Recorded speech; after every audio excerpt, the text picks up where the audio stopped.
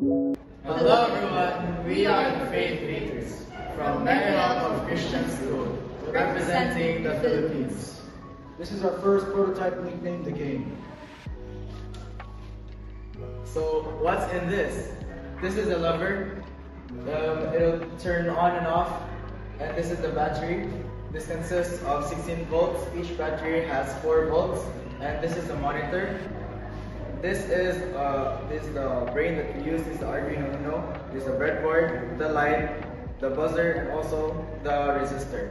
And the most important part of this cane is the sensor. So how does this work?